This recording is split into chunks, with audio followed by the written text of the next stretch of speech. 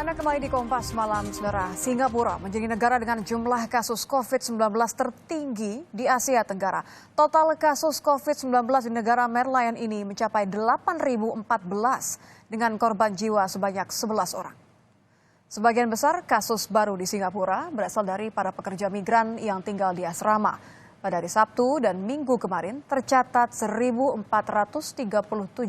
kasus positif dari para pekerja asing di asrama. Kondisi asrama yang dijadikan tempat karantina sementara diduga penuh sesak sehingga potensial menjadi penyebaran virus corona. Meski belum diketahui dari mana para pekerja migran ini tertular.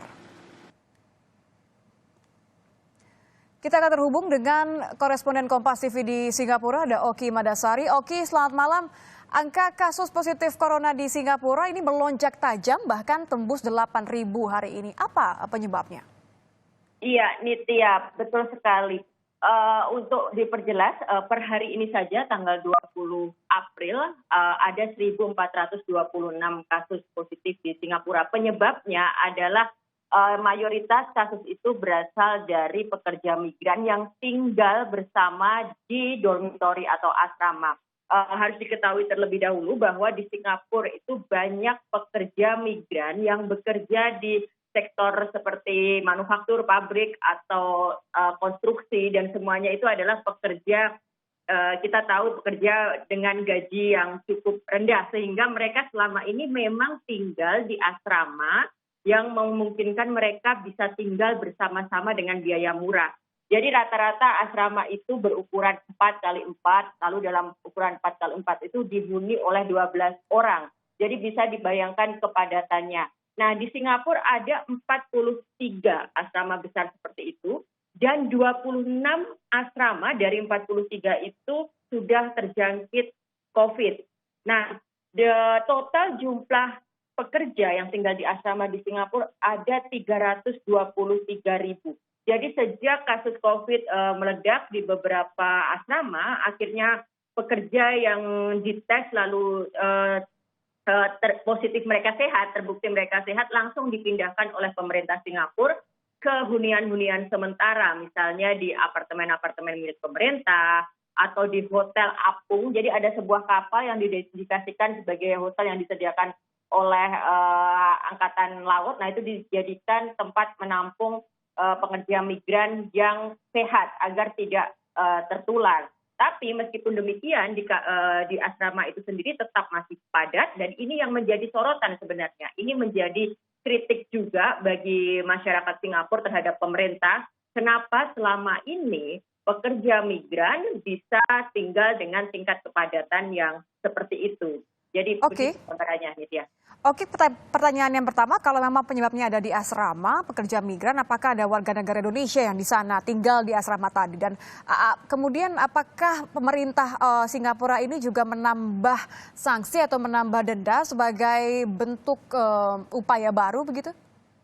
Iya, Nitya, yang di asrama untuk pekerja migran itu kebetulan tidak ada pekerja Indonesia. Kenapa bisa demikian? Karena mayoritas pekerja tenaga kerja Indonesia yang bekerja di Singapura itu bekerja sebagai pembantu rumah tangga. Mereka tidak bekerja di sektor konstruksi atau bekerja sebagai pabrik. Jadi biasanya mayoritas pekerja TKI Indonesia di Singapura adalah perempuan dan bekerja sebagai pembantu rumah tangga. Dan kalau kita ingat rangkaian kasus di Singapura, salah satu kasus yang pertama terkuak adalah pekerja rumah tangga yang berasal dari Indonesia.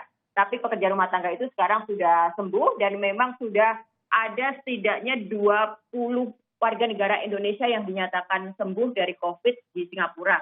Walaupun memang ada 2 orang yang meninggal, dan 2 orang ini diketahui mereka memang seperti sengaja mau berobat di Singapura. Jadi sudah positif COVID ketika pertama kali datang.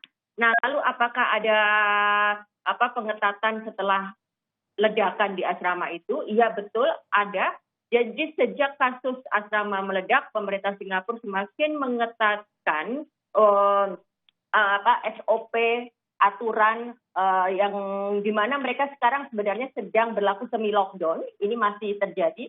Semua sekolah tutup, semua kantor tutup, semua aktivitas warga dibatasi. Tapi yang paling kentara adalah pengetatan pelaksanaan denda, di mana kalau setiap kali pelanggaran langsung didenda sebesar $300. Dan pemerintah Singapura tidak pernah main-main dalam hal ini. Jadi hingga sekarang sudah ada ribuan orang tercatat melakukan pelanggaran, terkena denda. Bahkan bagi mereka yang bukan warga negara Singapura, mereka dicabut izin tinggalnya dan izin bekerjanya, dan mereka di blacklist dari Singapura. Lalu kalau untuk asrama migran sendiri, sampai hari ini dijaga oleh polisi dan tentara, sehingga penghuninya tidak bisa keluar. Baik, terima kasih Oki Madasari, koresponden Kompas TV langsung dari Singapura. Terima kasih Oki.